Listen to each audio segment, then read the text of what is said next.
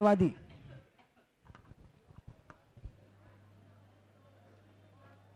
भारत का महा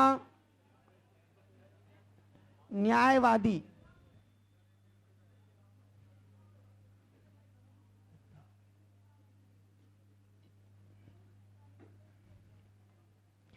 हेडिंग डालो।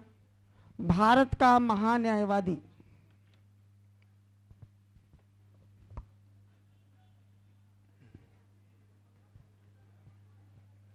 भारत का महान्यायवादी लिखा। भारत का महान्यायवादी नीचे डालो हेडिंग, एक पॉइंट लिखे आर्टिकल 76 76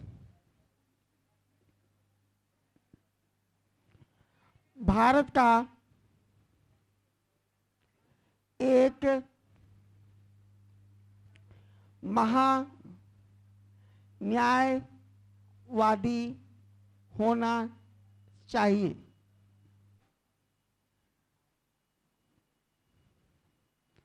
भारत का एक महान्यायवादी होना चाहिए।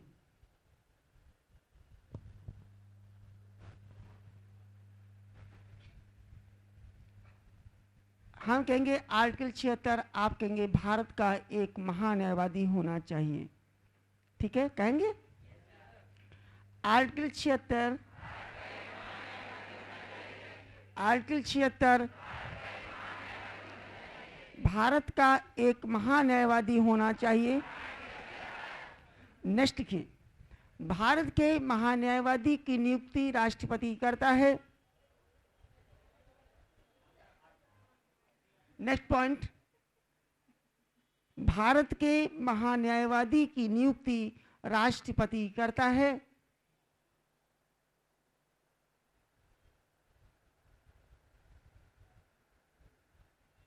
भारत के महान्यायवादी की नियुक्ति राष्ट्रपति करता है।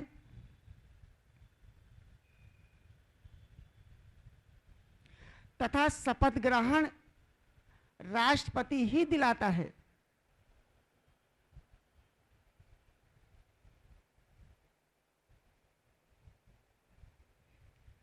तथा शपथ ग्रहण राष्ट्रपति ही दिलाता है।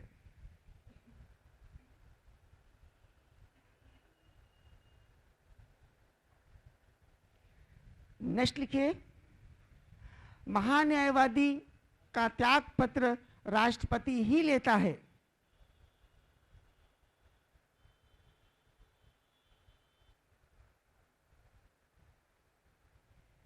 महान्यायवादी का त्याग पत्र राष्ट्रपति ही लेता है।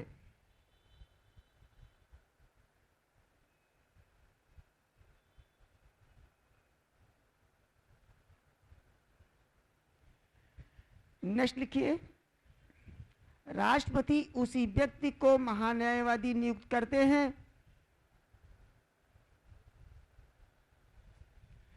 राष्ट्रपति उसी व्यक्ति को महान्यायवादी नियुक्त करते हैं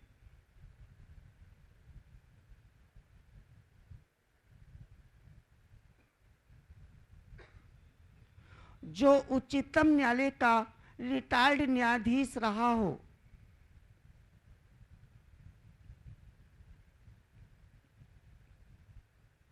जो उच्चतम न्यायालय का रिटायर्ड न्यायाधीश रहा हो। राष्ट्रपति किसे महान्यायवादी बनाएंगे? उच्चतम न्यायालय यानी सुप्रीम कोर्ट का न्यायाधीश रहा हो और रिटायर्ड हो गया हो, है ना। नेक्स्ट लिखिए, महान्यायवादी का कोई कार्यकाल नहीं होता है। महान्यायवादी का कोई कार्यकाल नहीं होता है।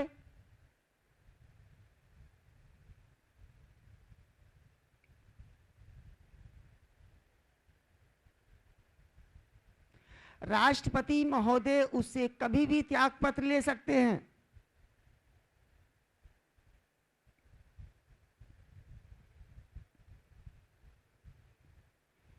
राष्ट्रपति महोदय उससे कभी भी त्यागपत्र ले सकते हैं।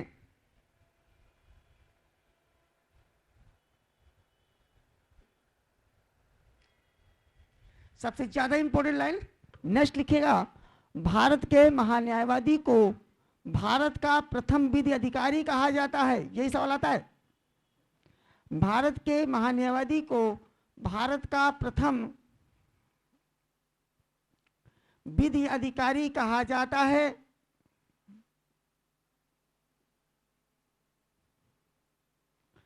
भारत के महान्यायवादी को भारत का प्रथम विधि अधिकारी कहा जाता है। भारत के महान्यायवादी को भारत का प्रथम विधि अधिकारी कहा जाता है। एक मेरी बात सुन लो, फिर लिखो। जैसे इधर जितने लड़के बैठे, इनमें क्लास चल रहा है, वो राज्यसभा है। क्लियर हो भैया? जो ये कमरा पूरा है, ये कौन सा कमरा है? अरे बोल दो, भगवान के नाम पर बोल दो। सवेरे से मन ही मर रहा, थोड़ा से बोले माफत का, उसका हौसला अफजाई करते रहिए। ये पूरा कमरा लोकसभा है, नीचे का कमरा राज्यसभा है। ठीक है, मैं लोकसभा अध्यक्ष हूं, और नीचे जो बैठा होगा कमरे में, वहां भी कोई ना कोई टीचर बैठा होगा, वो भारत का उपराष्ट्रपति है। बात समझ रहे?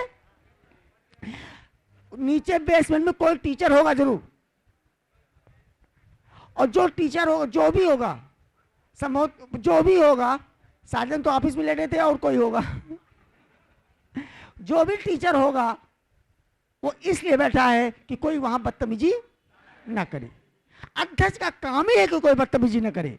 अध्यक्ष इज नॉट दे, आप तो कोई भी हो, अध्यक्ष का मात्र काम है बैठे रहो, शांतिपूर्वक बोलो, उठक पटक न करो। हम समझा रहे हैं, घोपड़ी घुमा रहे गीत गिदान की तरह।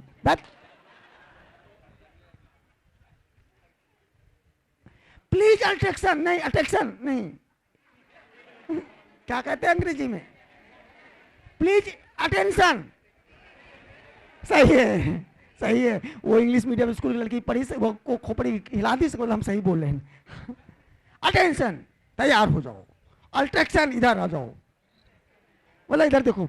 Listen me and see to me. English समझ लेना उल्टा सीधा करके। ये कमरा लोकसभा है, बेसमेंट वाला कमरा राज्यसभा है। मैं यहाँ का अध्यक्ष हूं, मैं 10 मिनट के लिए चले जाऊं, यहाँ हंगामा मच जाएगा।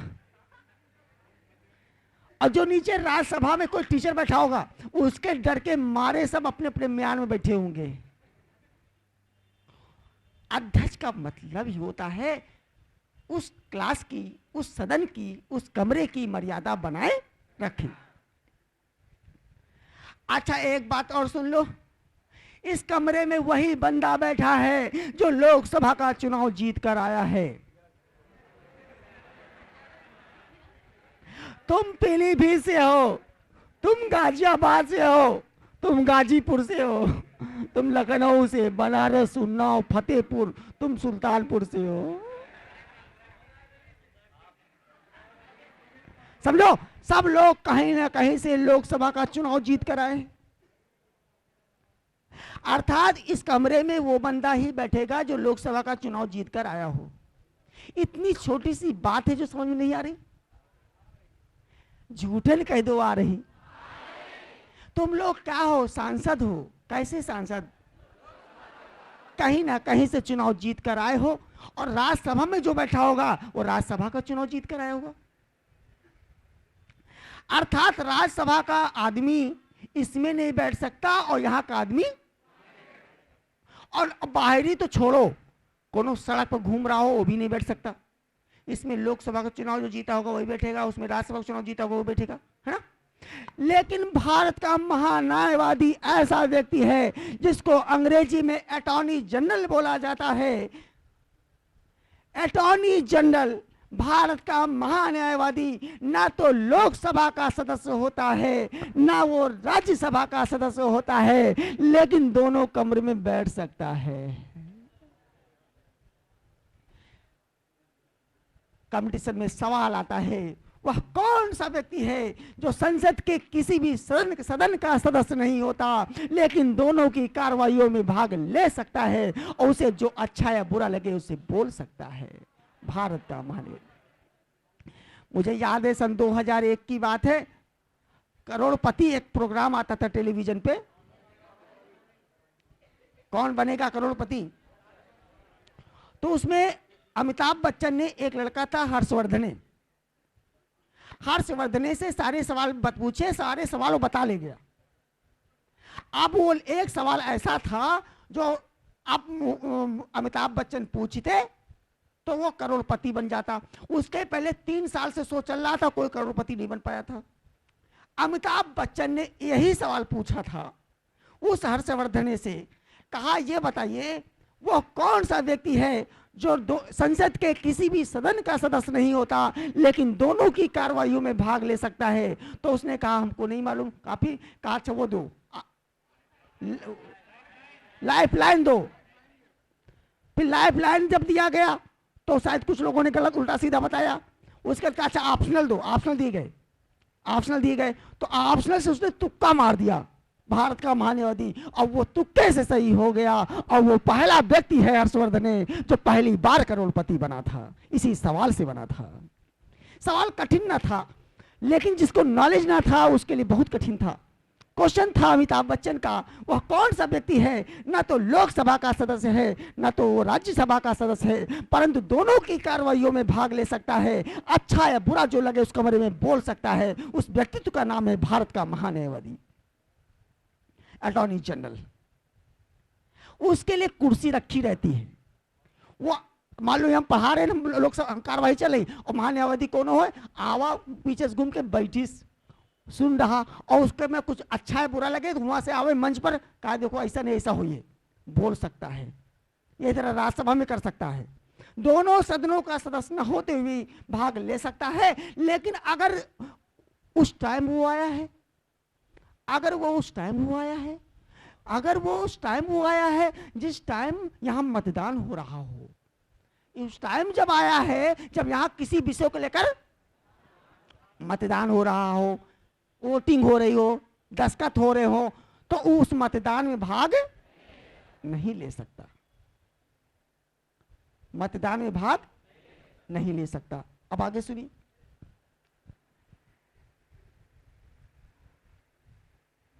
भारत का महान्यायवादी सुप्रीम कोर्ट का रिटायर्ड न्यायाधीश होता है ना। आपको पता है आपस में तुम लोग खूब मुकदमाबाजी करते हो, आपस में करते हो, और कभी कभी तुम सरकार से मुकदमा लड़ते हो। बहुत लोग लड़ रहे होंगे। वादी कौन है? भारत सरकार और राज्य सरकार। मुकदमा व्यक्तिगत तो लड़े ही जाते हैं, सरकार से भी लड़े जाते हैं। अब और सरकार को मुकदमा जीतना जरूरी हो। अगर सरकार मुकदमा हार जाए तो बहुत गड़बड़ हो जाए। एक एग्जाम्पल लिखते हैं। एक का नाम मोहम्मद जुबैर है। क्या नाम है? मोहम्मद जुबैर। और जहां ताजमहल बना है मोहम्मद जुबैर के नाम से है जमीन। ताजमहल जो बना है किसके नाम से है? मोहम्मद जुबैर के नाम से। वह खाता खतौनी बैनामा लेके कोर्ट पहुंच गया और बड़ा वो बैलान आदमी है। वो कहता है मैं ताजमहल को देखता हूं तो मेरा मूड खराब हो जाता है। वो कहता है कि ये जमीन हमारी है, शाहजहां ने जबरदस्ती इसमें ताजमहल खड़ा कर दिया और इसको मैं कोर्ट में लड़ाई लड़ूंगा और जब जीतूंगा तो पहले बुलडोजर ताजमहल पर चलवाऊंगा। आपको बता दें ताजमहल इतना सुंदर जो बन गया है अब भविष्य में कोई बनवा नहीं सकता, न बन सकता है वो चीज। वो विश्व के 7 आश्चर्यों में से एक है। भारत ताजमहल के द्वारा भी जाना और पहचाना जाता है। और मोहम्मद जुबैर क्या कह रहा कि इसको मैं गिरवा दूंगा, और चूंकि जमीन उसके नाम है तो जिसकी जमीन उसी को तो मिलेगा। उसने मुकदमा दायर कर दिया मोहम्मद जुबैर ने और कहा जिस दिन मैं जीतूंगा ताजमहल को तो परखच्चे उड़वा दूंगा। अब भारत सरकार सोची सा करे जुबैर जीत गया तो भारत का 7वां आश्चर्य नष्ट हो जाएगा। और उसकी जमीन है, उसका मकान है, चाहे वो गिरावे चाहे बैठावे, तुम क्या करियो? भारत सरकार क्या, दुनिया की कोई सरकार आपका कुछ नहीं कर सकती अपने मकान में। अब भारत सरकार भाग के पास गई, भारत के महान्यायवादी के पास, कहा साहब सुनो, तुम तो उच्चतम न्यायालय के रिटायर्ड न्यायाधीश हो, तुमका सब कानून के दांव पे तुमका खूब पता है। कहीं हाँ पता तो है, कहीं कुछ हो जाए, कौनो दांव लगा दो, कौनो पेच फंसा दो, लेकिन भाई जब मुकदमा भारत सरकारें जीते और कहूं हार गए तो मोहम्मद जुबैर ताजमहल को नष्ट कर देगा। तो महान्यायवादी कहता परेशान न हो, सारा जो सुप्रीम कोर्ट में मैंने पूरी जिंदगी भर जो अनुभव गेन किया है पूरी ताकत लगा देंगे। अर्थात इतनी देर समझाने का एक ही मतलब है कि भारत सरकार जब मुसीबत में आती है कानूनी रूप से, भारत सरकार जब कानूनी रूप से मुसीबत में आती है तो भारत सरकार भाग के जाती है किसके पास? भारत के महान न्यायवादी के पास जाती है। और भारत का महान न्यायवादी यही सलाह देता है कि मुकदमा ऐसे नहीं ऐसे लड़ा जाए, क्योंकि जो जज फैसला करेगा, कभी मैं भी वो जज था, वहां क्या क्या कमियां और सही होती, उल्टा को सीधा कैसे होगा, सीधा को उल्टा कैसे हो, मैं जानता हूं, वैसे वो भी जानते हैं, वो सब अंदर की बात बताता है भारत सरकार को। इसीलिए भारत का महान न्यायवादी लिख गया। तब महान्यायवादी के पास महान्यायवादी ने भारत सरकार को समझा दिया कि ऐसा नहीं ऐसा करो, मोहम्मद जुबैर मुकदमा हार गए, भारत सरकार जीत गए, महान्यायवादी का फायदा भाग नहीं है। तो भारत सरकार को कानून संबंधी सलाह कौन देता है? वह कौन सा व्यक्ति है? ना तो लोकसभा का सदस्य होता है, ना वो राज्यसभा का सदस्य होता है, लेकिन दोनों की कार्रवाइयों में भाग लेता है। क्या महान्यायवादी मतदान कार्य में भाग लेता है? इसका कार्यकाल कितने साल होता है? कोई कार्यकाल नहीं होता, राष्ट्रपति उससे कभी भी त्यागपत्र ले सकते हैं। महान्यायवादी की नियुक्ति कौन करता है? शपथ ग्रहण कौन कराता है? त्यागपत्र कौन लेता है? किस अनुच्छेद से होता है? क्या बात है? आर्टिकल बोला नहीं, आर्टिकल 76 से भारत का एक महान्यायवादी होना चाहिए, बोलना नहीं।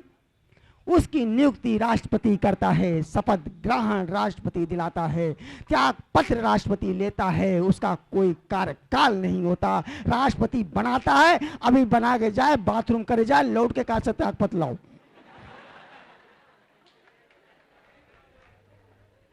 कोई कार्यकाल नहीं होता, राष्ट्रपति की इच्छा पर उसका पद होता है। भारत सरकार को वो कानूनी सलाह देता है, इसीलिए उसे भारत का प्रथम विधि अधिकारी कहा जाता है।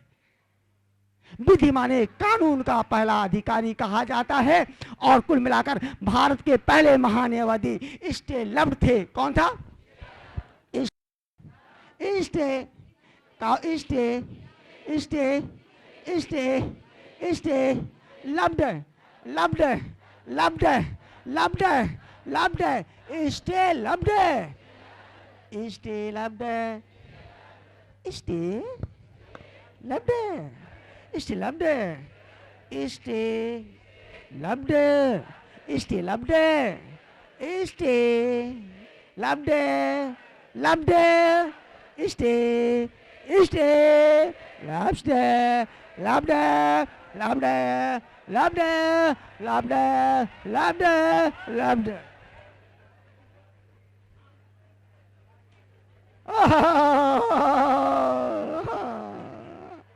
स्टे लब्ड था। इस समय कौन है? कौन?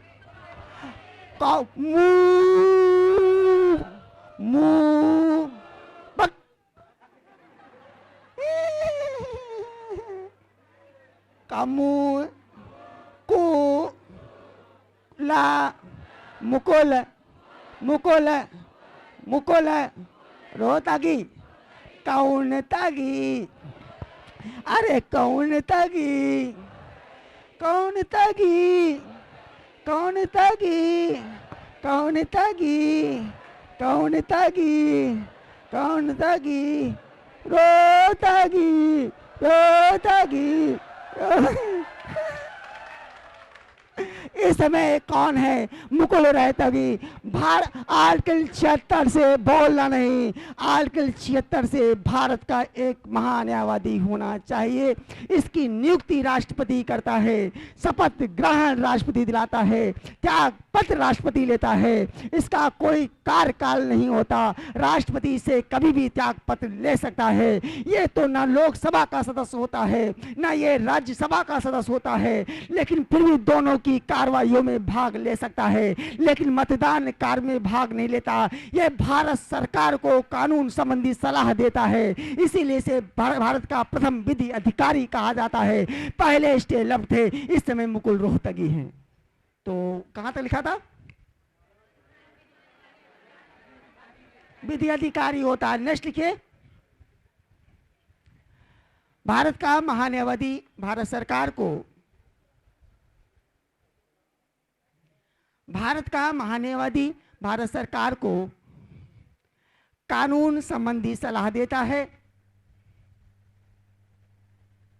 कानून संबंधी सलाह देता है,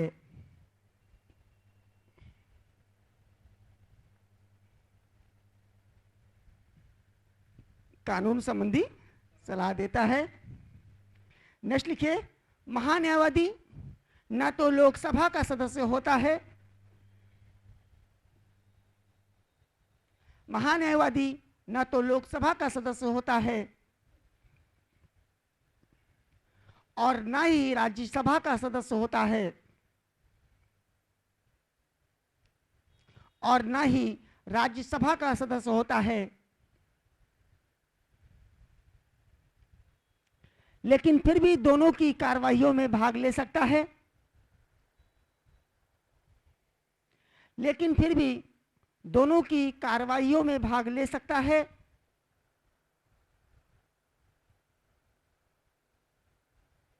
उसे अच्छा या बुरा जो लगे, उसे अच्छा या बुरा जो लगे उस पर बोल भी सकता है, उस पर बोल भी सकता है,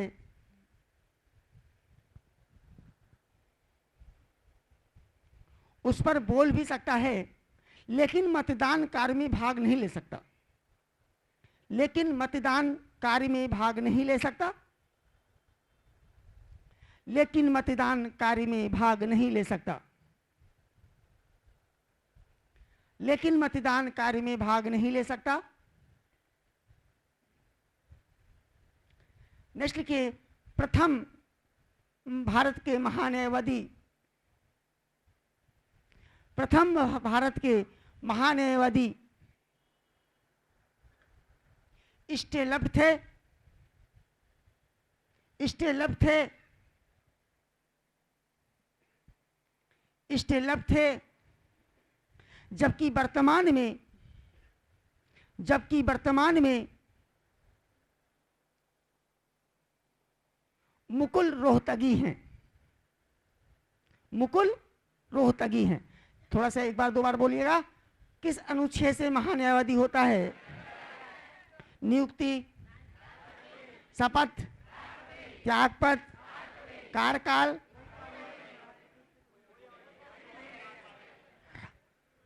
इसे क्या कहते हैं?